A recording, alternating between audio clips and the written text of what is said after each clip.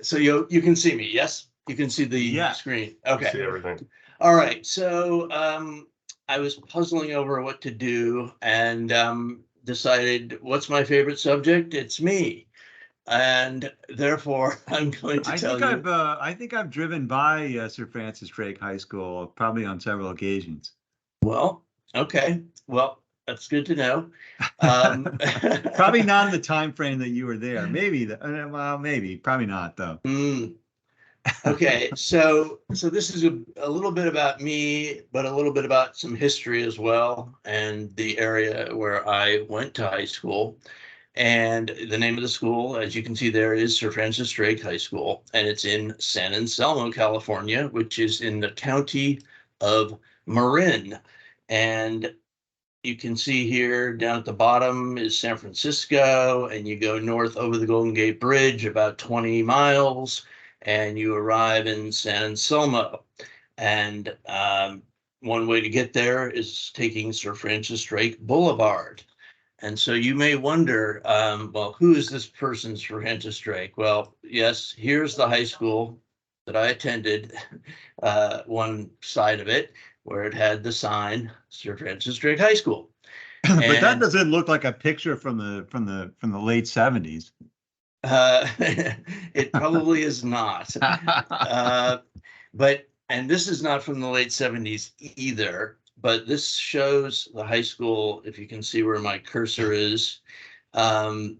Someone who didn't like the design of this high school called it San Quentin West, but it was actually a beautiful scene, as you can see in the background, Mount Tamalpais, not very visible in this shot, but this was the track, which will figure into my story a little later. Although this is a revamped synthetic track, we had a dirt track when I was there. So this is Drake. And so you're wondering maybe, why is everything called Sir Francis Drake Boulevard?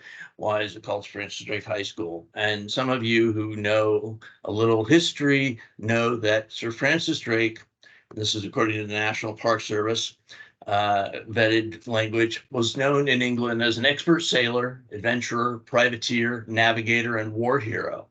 The Spanish, however, viewed him as an illegal trader of slaves and a ruthless pirate. And pirate was the mascot when I went to Drake Pirates. And later we'll get to this point. The newspaper at Drake was called the Jolly Roger, which, as some of you know, is a skull and crossbones that pirate ships flew occasionally. Anyway, from the voyage of circumnavigation of 1577 to 1580 through his 1885 expedition to the Caribbean to his final voyage in 1595, Drake left his mark at Point Reyes, St. Augustine, Roanoke Island, and San Juan, locations which have since become National Park Service sites. And Point Reyes is this area. This is Marin County here, and back down here is the Golden Gate Bridge to orient yourself. Stinson Beach, which many people have heard of, Muir Beach, Bolinas, which is famous. And here is Drake's Bay, where he allegedly touched ground in Marin, what would become Marin. Is someone not muted, but or just restless? So this is Marin, and this is Drake's Bay, and this is why they named it Drake. And the school, though, following the murder of George Floyd and the aftermath of what was going on in the U.S., decided that they should change the name, or at least some people wanted to change the name. And there was protracted discussion, and finally different names were surfaced, and there was opposition from some of the alumni. I did not take a stand, being the objective journalist. But on May 6th, the committee, composed of students, parents, and staff, voted unanimously to rename the school. after a former teacher, an Olympic athlete named Archie Williams. And that was made official in May of 2021. And I don't have any signage here, but the new mascot is in fact the peregrine falcon, which for those of you who joined the call early or on time, we were discussing, which apparently, unknown to me, is the fastest flying animal on Earth when it's in a nosedive. But you can talk more about that later. But so my high school no longer exists as it was named, at least, any longer.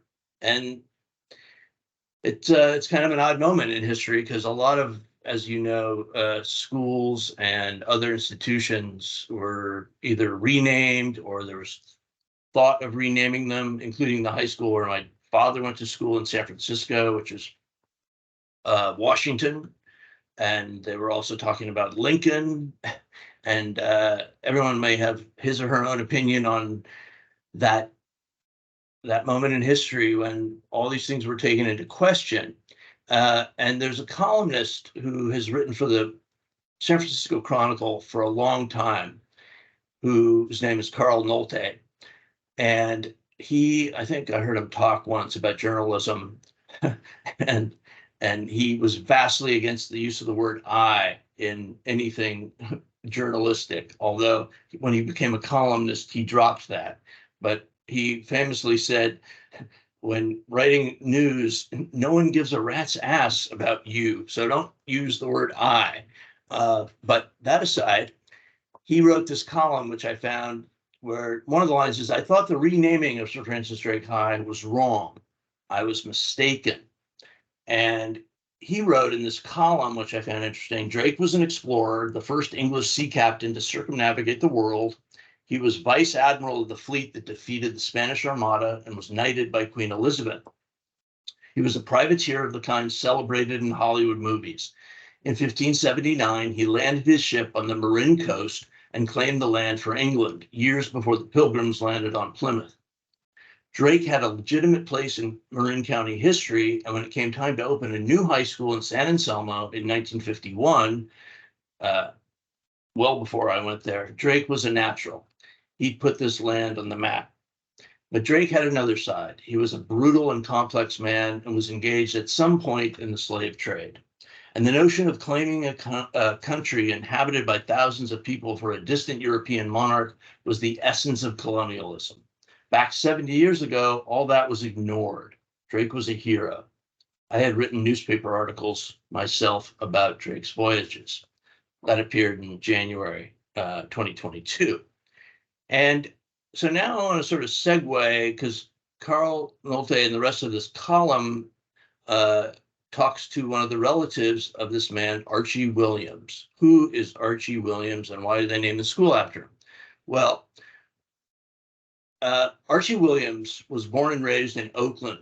And and I can post this later if people are really interested, he went to Berkeley, where I ultimately went to college as well. And he went there to study mechanical engineering, which I did not study and never have. And he ran track. And I also ran track, which we'll get to. But he, at the NCAA AA Track and Field Championships in 1936, he set a new gold record for the 400-meter race with a time of 46.1 seconds. He went on to compete in the 1936 Summer Olympics in Berlin, winning a gold medal in the 400-meter race. And I have a different slide about that in a second. But in a 1992 oral history, he described how he developed a determination to enroll at UC Berkeley. I could stand on the front porch of my grandfather's house, look right up Telegraph Avenues in Oakland and Berkeley, and look at the Campanile, which is a large tower on the UC campus, as a kid. I saw that Campanile and I wanted to go to that school. After graduation, Williams earned his pilot's license and was hired as a civilian flying instructor at the famed Tuskegee Army Flying School. And something else I read said that he could not get a job as a mechanical engineer because of his race. So he went to flying school. He eventually enlisted in the Air Force, working as an instructor, a weather officer, and a pilot. and flew missions during World War II and the Korean War. And after his retirement at the rank of Lieutenant Colonel, Archie taught high school math and computer science for more than 20 years, and he continued to fly airplanes for the rest of his life. And where he taught high school math was at Drake High School.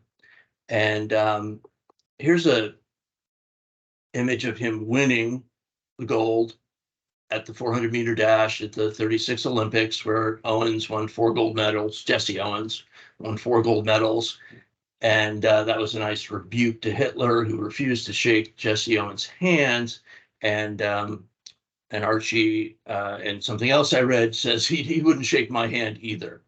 And here's Archie as I knew him. And I don't want to say I knew him because I never took his classes. He tended to work with kids who had learning issues, and he was a sweetheart and known as a sweetheart. He always had a visor on, and he was just one of the teachers.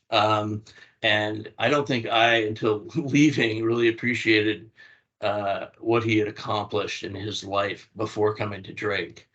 And so, like Carl Nolte, I think that I'm happy the school is named after him. He was kind of legendary, and he gave his life to teaching kids. He died in 1993, so he did not know the school would be named for him. But his family was in support of it and liked it. And so with that, I'm going to transition because Archie and I both went to Cal. We both ran track, and I was not in any sort of league with him. My track career ended in high school.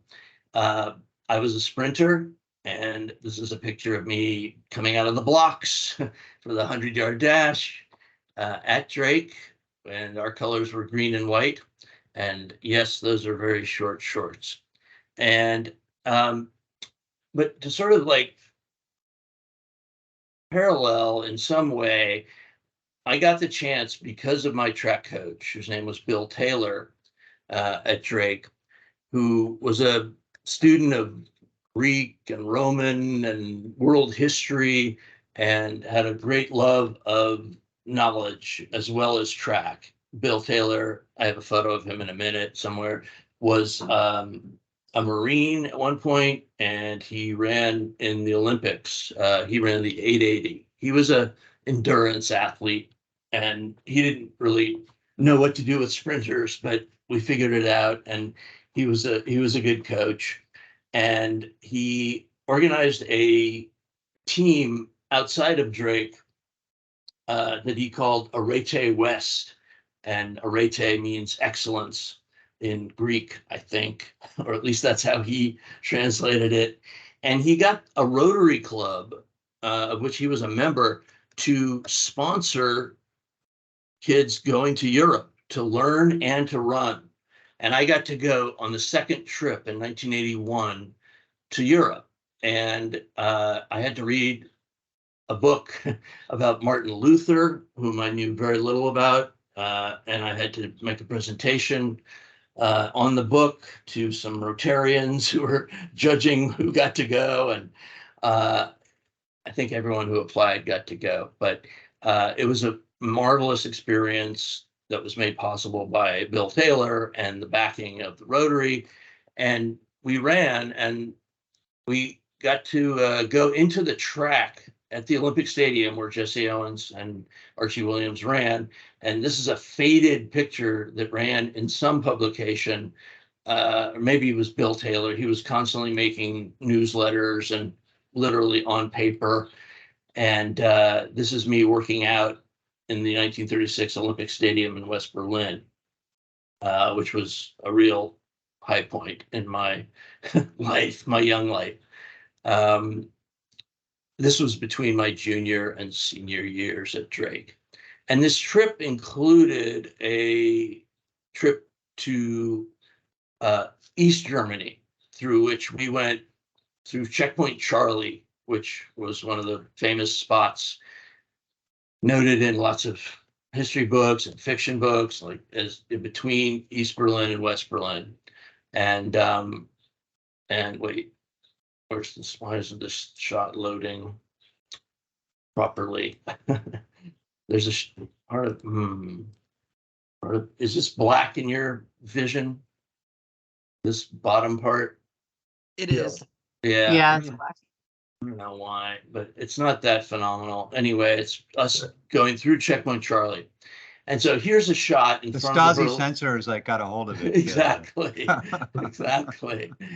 So here's the shot of us, the team. Bill Taylor's the guy in the white shirt and the white hat.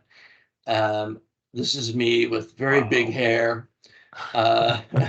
If you can see me in shorts and socks and, whatever. 1981, hippie kids from California in East Berlin. And it was pretty intense because we were exploring some area and where we probably shouldn't have been. And these older women came out and started screaming at us in German, which this guy, Rick Dillon, spoke German, and they were telling us to, get away, that we were going to be arrested or shot or worse. And it was an interesting experience. And so the other sort of thing I wanted to mention about my high school years was journalism.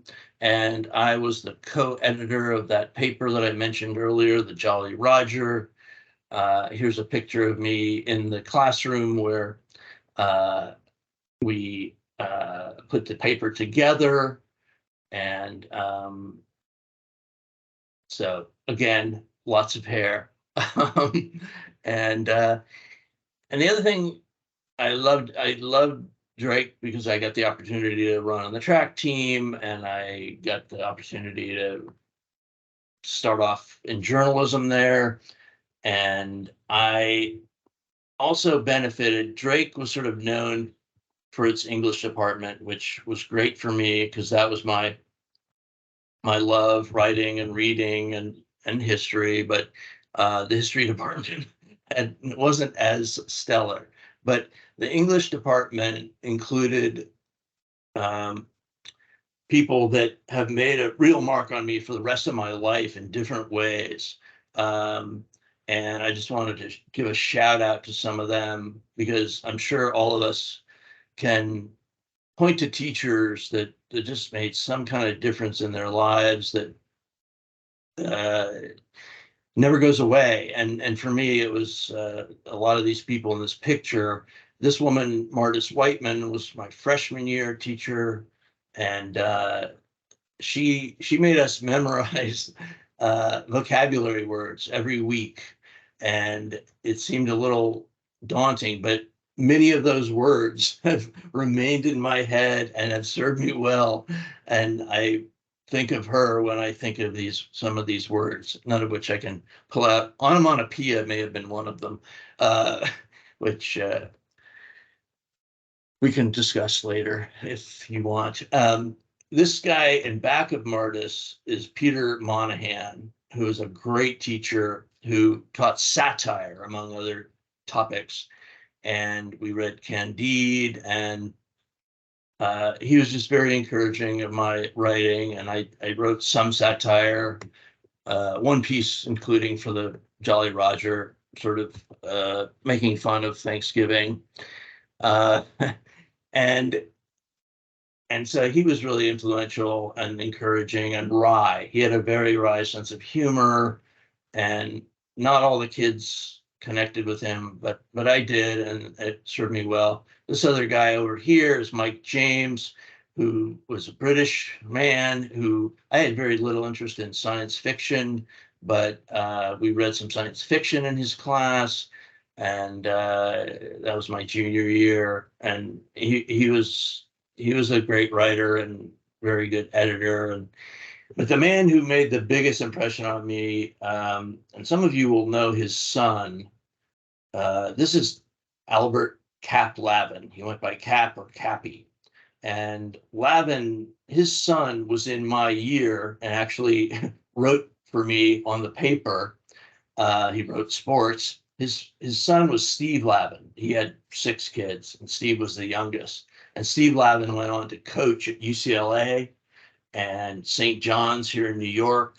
And if you Google Steve Lavin, you'll come up with lots of stuff. He's been a commentator on different broadcast networks for college ball. But Cap Lavin was a force of nature, an intellectual force who, for those of us who were into it, just was very inspiring. He was extremely well read. He tried to get me to read more than what was assigned. And he just had a profound impact. His mind worked in marvelous ways. He ran a classroom like no one else I've ever seen. He didn't tolerate much in terms of kids who wouldn't pay attention or didn't care. But he kept people on their toes. He was a marvelous athlete, Cap Lavin, who was at one point recruited to play for the Harlem Globetrotters, but didn't. But he was a star at USF. He was a Catholic, which was interesting, which informed some of his perceptions of the world and literature. And I remember reading a book or a story that many of you may know by Flannery O'Connor, A Good Man is Hard to Find. And that's a worthwhile story if you ever want. And so Cap Lavin made an impression on me, both as a sophomore and then in AP English as a senior. And he passed away. Peter Monahan passed away. I don't know about these other folks, but they remain indelibly linked for me with Drake and what I got out of Drake.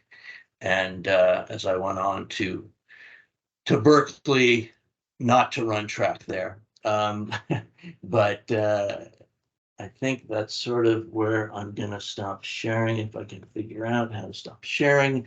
And if anyone has any questions or comments, please fire away.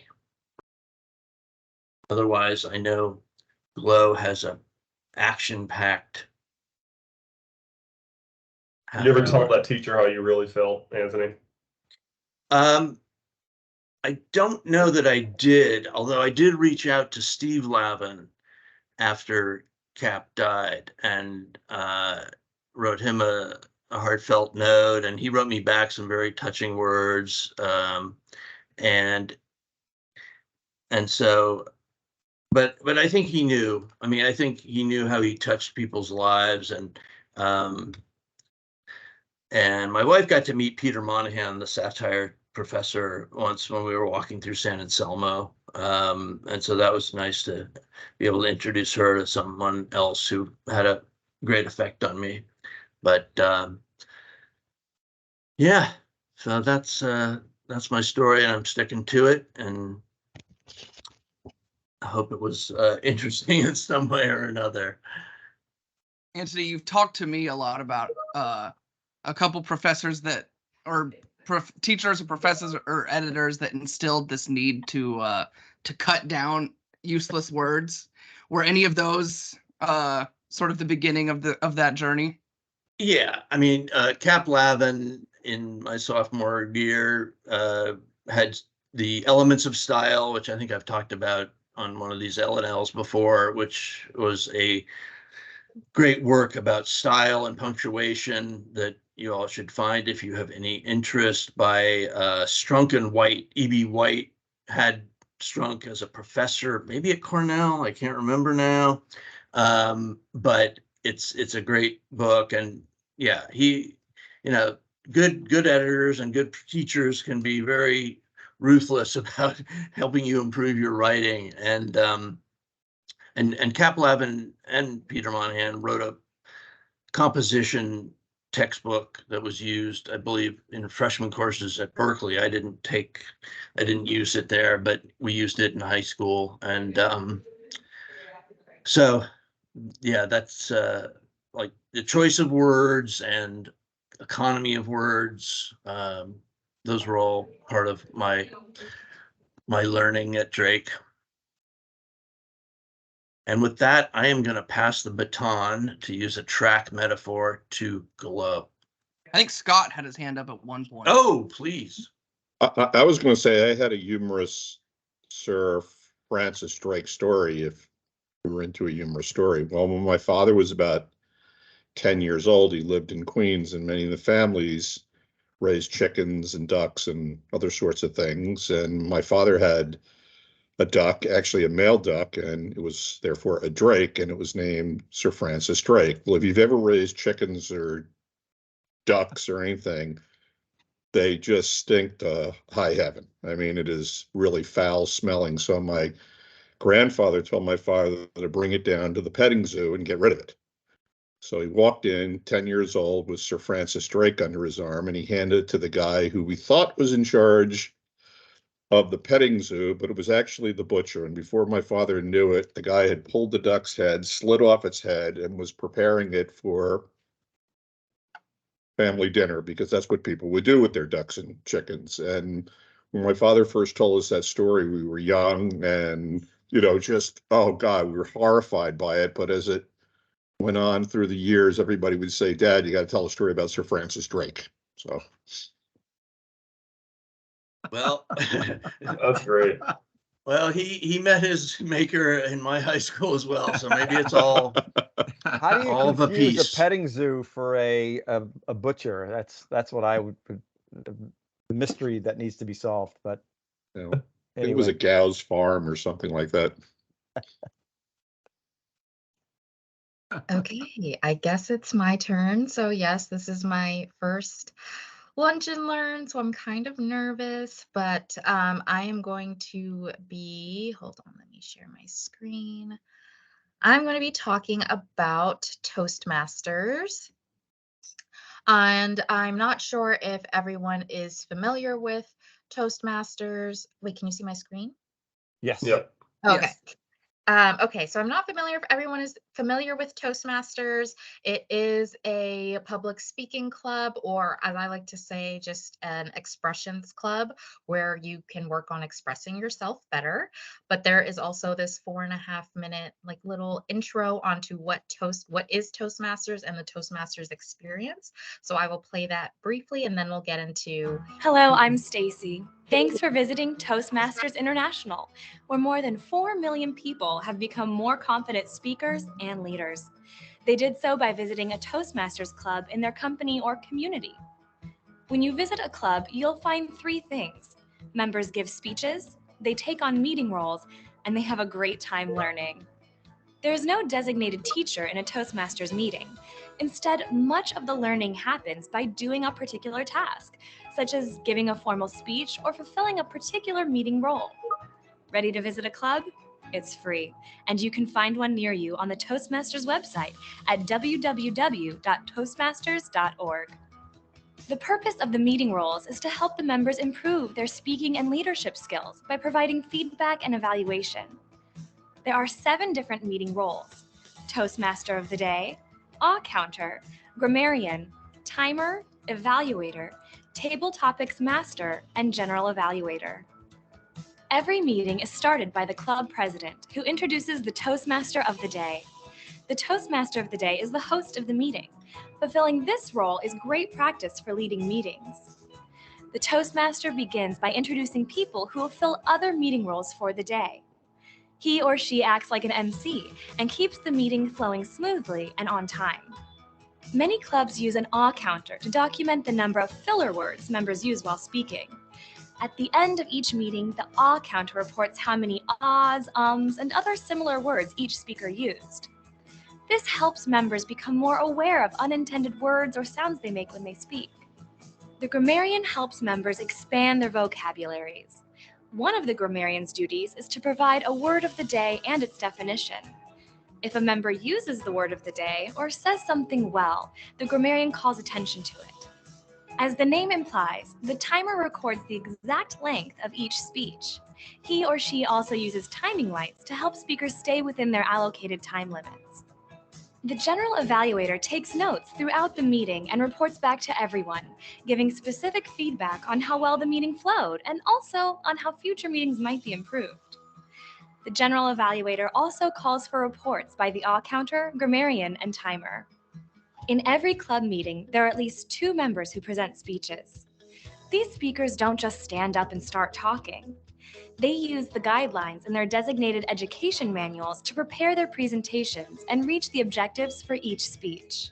Every speaker who has prepared speeches in advance enjoys one of Toastmasters' greatest benefits, evaluation. Think of it as having a friend watch you practice a speech and then give you helpful feedback. The speaker usually meets with an evaluator before the meeting and asks the evaluator to pay attention to certain aspects of the talk. After all the speeches are done, the evaluators present their feedback in front of the club, covering areas such as, did the speakers use their hands to gesture well? Did they control their voices throughout the speeches? What did they do especially well, and what are some ideas for improvement? In addition to prepared speeches, a few minutes are set aside for table topics. This is often the most challenging, but also the most fun part of our meetings. During table topics, a series of questions or speaking topics are presented, and members are selected to respond on the spot. This is excellent training for those situations that come up in everyone's lives, where we have to think fast and say just the right thing. It might be a job interview, a sales meeting, or a dinner conversation. Table topics are great for practicing and honing the skills of impromptu speaking. Now that all the reports have been made, the president calls the meeting to a close. Everyone joins Toastmasters with a personal goal. Maybe it's a goal to become a more confident presenter, or learn how to run a meeting, or think faster on your feet. Whatever it is, you can achieve your goal if you participate. So, what's your goal? For more information on the club experience, please visit a Toastmasters club. To learn more about how you can become a better speaker and leader, visit www.toastmasters.org. To find a Toastmaster. Okay, so that was a little intro about Toastmasters, and here is just a little bit about how and why I got involved. I saw it in the New York Times when I was working there, their daily paper, about a club meeting. And my initial thought as a millennial was I really want to work on my filler words for no other reason than I hate saying like after every word, or I hated that about me. I was also secretly very frustrated with hearing my friends say it, and I just wanted to improve that for myself. So that is why I got involved. No other reason. I have no goals to pursue public speaking or have a podcast or any of those things, just more so a personal goal of mine. But I've loved the club. I've loved being in it. The New York Times cohort, what I found the most comfortable in it was knowing that I did work with these people, but they utilized the club to kind of show their wacky side. And they would come up with wacky table topics. We would have themed meetings, during Christmas, like a Christmas pajama party or ugly sweater party where everyone would wear an ugly sweater and our themes would be Christmas themed. And so it was a really great way to also take the quote unquote professional development out of it. I think, I had friends that I tried to get to join Toastmasters, but they kept thinking more so like it's professional development and I want to develop elsewhere professionally, et cetera, where I really focused more so on the personal development and just my personal goals of being a more self-assured speaker. And I didn't want somebody to listen to me and hear all my likes and maybe tune out or not be able to follow any story or whatever I'm telling them, because I've learned through Toastmasters that those filler words are kind of a distraction, and you have the tendency, or you may have the tendency to lose people when you keep filling your time up with ums or uhs or something of that nature. Ironically, and again, when it's very true, when you're in Toastmasters, you hear yourself or you hear your filler words and you kind of get annoyed with yourself, but I've also learned that it's human. What I've learned, or why I enjoy and why I keep going back, it challenges my public speaking. Now I've learned, I went to a meeting on Tuesday. Since I'm now New York Times alumni, I'm trying to find a club in New York that I feel most comfortable with. I was a guest at one and I actually did win best table topics at this one, but I was really nervous. So that taught me that now if I'm nervous as a speaker, I may speak well, but I don't keep eye contact which is now my next personal goal while working on speaking with people, is to engage eye contact. So that's something that I'll be working on personally. And then again, this was just a slide reiterating the meeting rules, but today I would like to try an abbreviated Toastmaster meeting. So the usual meetings, again, are an hour. People will prepare their speeches. The one I went to on Tuesday was this prepared panel. So they brought in other Toastmasters from other clubs to kind of have a moderated panel about Toastmasters membership. If it's declining, why do they feel it's declining? What can Toastmasters do to market it better to get more people involved? Which was a really great moderated panel discussion. The guy's goal or pathway, one of his personal goals within the community was to moderate a panel. So he got to check that off on his list of things. So today we'll just do a modified one. My two volunteers are Jake, who will be our timekeeper. Again, we don't have the lights or anything, so I ask if you do want to do a table topic, pin Jake's picture or his screen to your screen so you can see when he holds up a 1, a 2, or a 3. And Justin will be our counter, so he'll be counting uhs, ums, likes, repeated words. If somebody says something maybe 2 or 3 times in a row while they're trying to get their thought. And the goal again is to not make anyone nervous. I've had friends who felt nervous because they think the goal is, oh, I'm going to be a public speaker, or I should challenge myself to be a public speaker. No, the goal is to just be a more self-assured and confident speaker. And what I like about table topics, again, is it does challenge you to kind of think of something. The question that they asked me on Tuesday was, how has working from home improved or hindered your social life? And I don't even know what I talked about because I was so nervous, but I think I said something along the lines of, it has forced me to set up coffee chats with friends, or make sure that I do join clubs or go to a Pilates class so I'm out of the house more, rather than, staying in my shell or in my bubble because we're working from home and I don't have to leave the house type of thing. So I would appreciate if we have any brave souls virtually who would like to try a table topic. Again, the goal is to speak for 1 minute and no more than 3 minutes. When it comes to a table topic, I've prepared questions. So if you ask 1 through 10, I have questions, and the word of the day, if you can incorporate it, is success. Do we have any volunteers? I don't mind volunteering, but I'm not sure what I'm volunteering for exactly. Okay, so what I will say is, if you pick What is the topic to which I need to speak without saying and all that? You've already lost 10 points just asking that question. No, that was, wait a minute. No. I was going No. to say, okay, so Nilly, we can start with pick a number 1 through 10. 8. 8. Okay, so Nilly, your question is, describe a skill or hobby that you've always wanted to learn and explain why you haven't pursued it yet. So again, I'll say you can pin Jake's picture or his screen to your screen so you can see when Jake holds up a 1, a 2, or a 3. The goal is to get between a 1 and a 2, which means you talked for 1 to 2 minutes about the question. So I'll put it in the chat for you. And you can always start, or how I always start, to let people know that I'm actually starting. Oh, you said 8. To let them know that I'm starting my question is, thank you for this question. And then I'll go into the question. No pressure, Nilly. Good luck. Thank you for this question. One of the skills that I've always wanted to learn and have not yet started working on is playing the guitar. As a child, I played the piano quite extensively, played for many years and was pretty good at it. And the piano issue I face is that it's hard to play piano at a party or a gathering because there is no piano, obviously, or in many cases. And so playing the guitar would be a really good solution to that. I've never tried to do it on a professional level, never took lessons like I should be taking. I've listened to friends play. I played around a little bit with chords. The reason I haven't started taking any lesson is mostly time.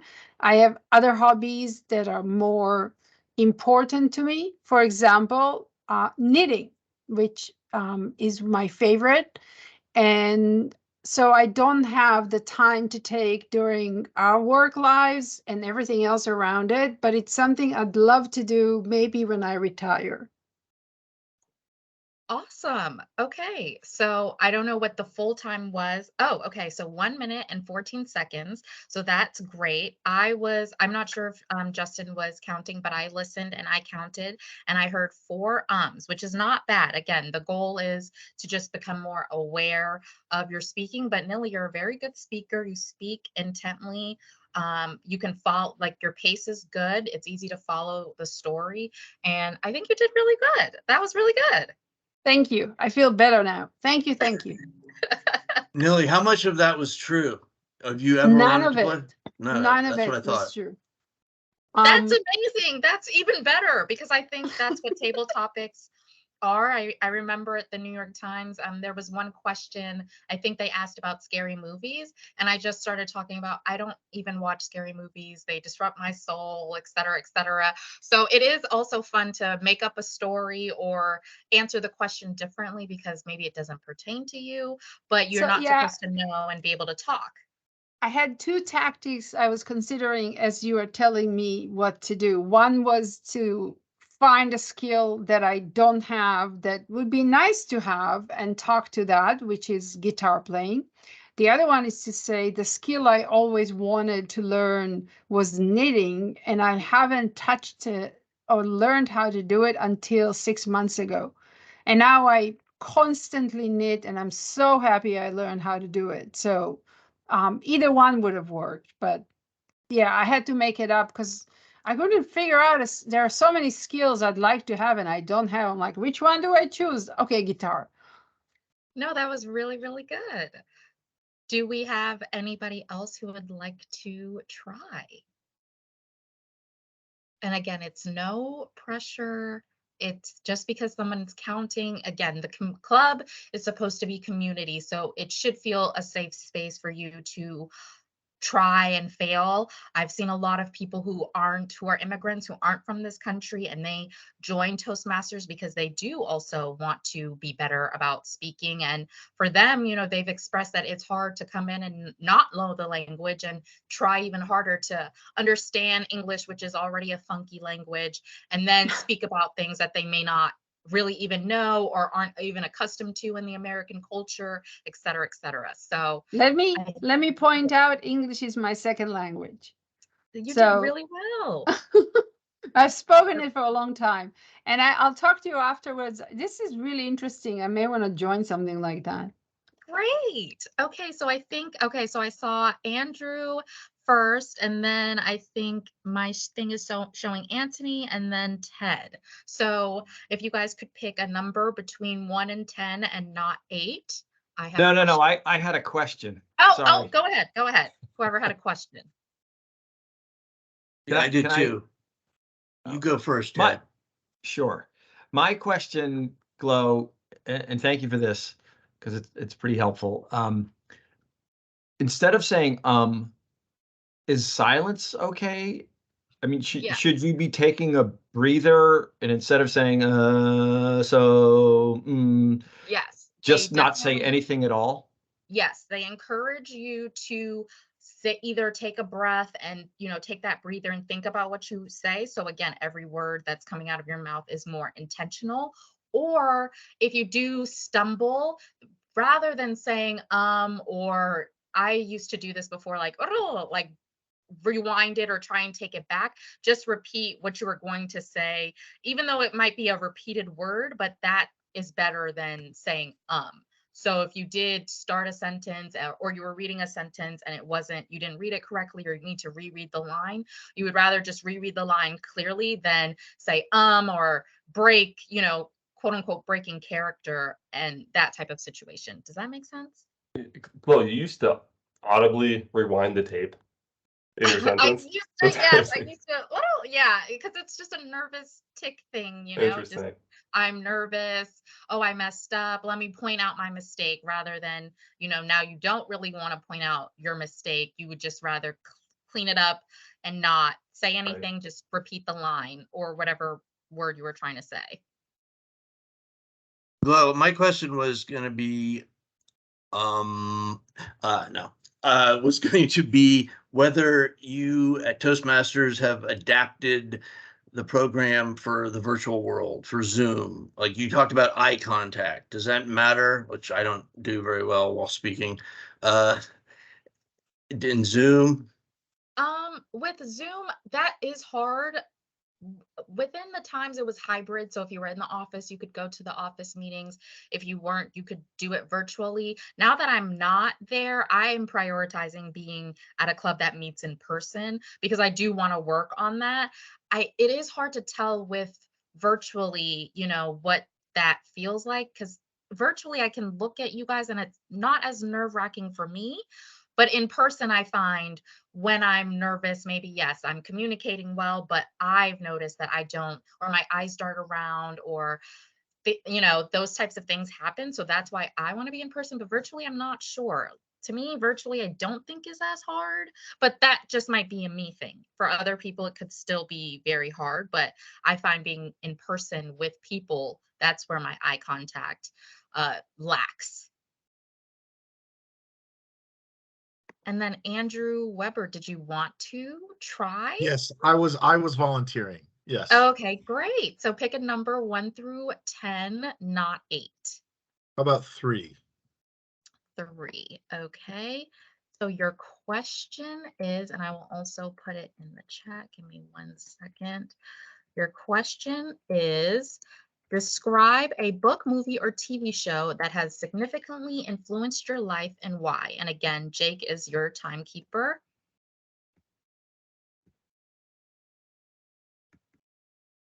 And you can always start with, thank you for this question, thus starting the question so everyone knows you are answering the question now. All right, give me 15 seconds. I got it. These like favorites or things that have influenced you are often very tough for me, because there are so many. Thank you for the question. A book that really influenced my life is I think a book that's influenced a lot of people's lives. It's called The Alchemist by Paulo Coelho. Um, it's it's a very inspiring book about a boy who is seeking to find his purpose in life and find his dream, seeking his own personal legend, I believe is actually how it's phrased. I read it at a time in my life when I had dropped out of college. My mother moved away from my childhood home, and I had to go live on my own. I was driving a moving truck at the time, and I was getting back into reading and journaling. And I just remember reading it and finding that it really opened my eyes to all of the great things in life. I am so fixated on my umming that I am losing my train of thought. This is brutal for me. But no, it was a really inspiring book for me. And I wound up going back to school to study writing. I studied writing, and then I worked for 5.5 years as an editor. And it was, yeah. So that's one that stuck with me. I'm gonna get out of here now. No, do not.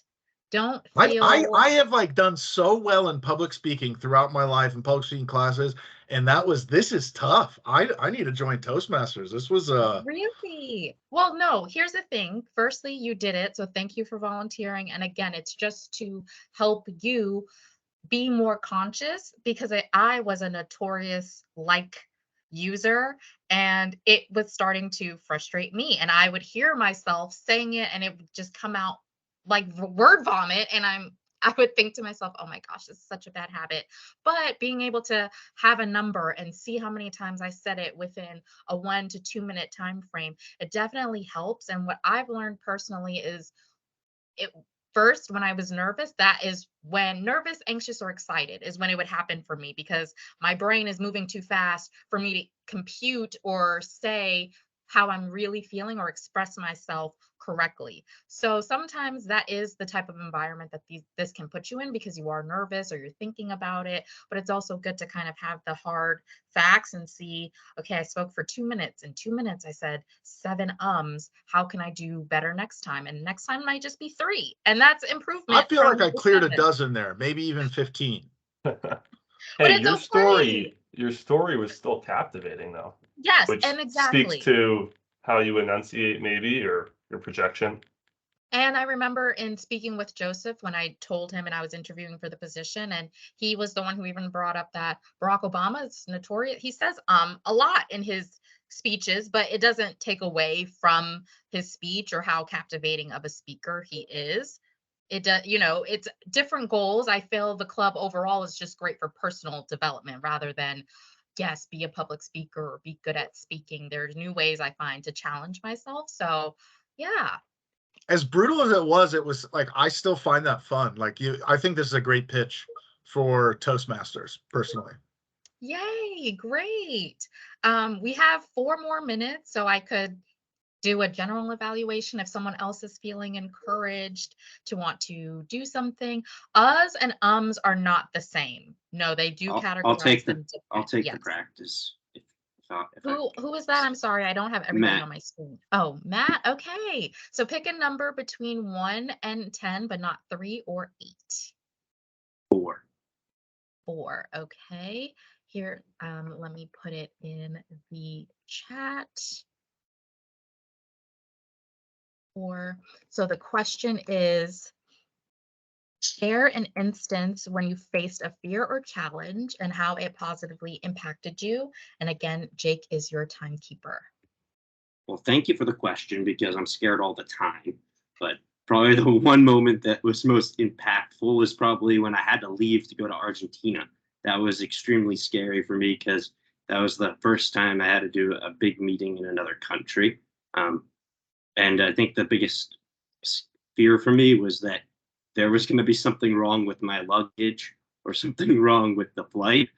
And then on top of it, having to deal with all the back end stuff that can go wrong once you arrive in a country that you have no idea where you're going at first. So making sure that there's a car set up for you, all that stuff scared me. And then on top of it, I had to make it through the country that I didn't speak fluent Spanish in. So being comfortable in front of a bunch of people speaking my native language and them having their local language was a bit scary as well because you don't know if everything would translate perfectly. So there was a bunch of things that went on that made me have anxiety about leaving my home because I'm very used to being in my home office, but going to somebody else's country, which is entirely their house, and speaking their language that I was not fluent in was a huge fear for me to overcome. And it was an incredible experience because at the end of the day, the members all spoke mostly English, but also were very welcoming with their Spanish and taught me a lot of local words, really, and made me feel at home by the end of it. So it was an amazing experience, overcoming my fear to just leave the apartment. And it was well worth it, especially once you landed and all your luggage was in hand. Awesome. Thank you. I don't know how many filler words Justin counted. Okay, perfect. So that's great.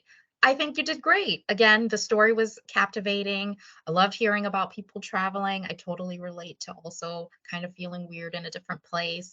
And again, what I like about it is you don't know the questions, especially with table topics. So it does kind of either what Nilly did, challenge you to think of something and make up something and be a fantastic storyteller that way, or really bring in your whole life and talk about something that you were passionate about or something that was challenging. So you did really, really well. Again, 5 but that's fine. You masked the ums really well because I didn't count any, so I don't. You did Thank well, you. but We'll I go didn't back hear to them the all recording. at all. We'll auto Justin it. Justin, And then Antony, you have a question? You are muted. Thanks. I'm wondering if Toastmasters has a ideal number of words per minute, or some people speak very fast and you can barely keep up with them.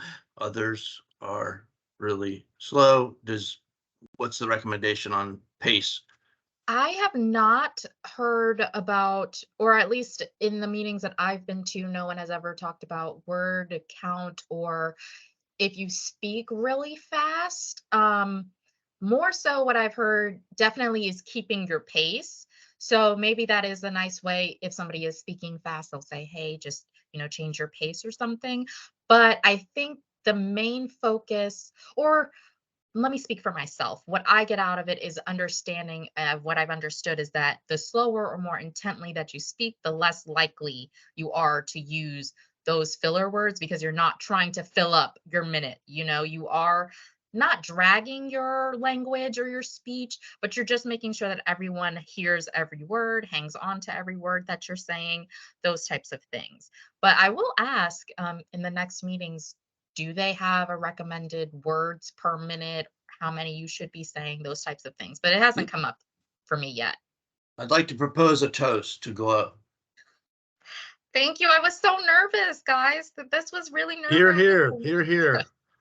But I'm glad that my goal was 3 volunteers. So I'm glad that we got those 3. So thank you, Nilly. Thank you, Andrew. Thank you, Matt, for volunteering. Thank you to Jake and Justin for also helping keep time. If anyone else wants to know more about Toastmasters, please let me know. And I'm sure that Noi group. Oh, fun fact, there is actually a cohort called the Noi Voice division of Toastmasters.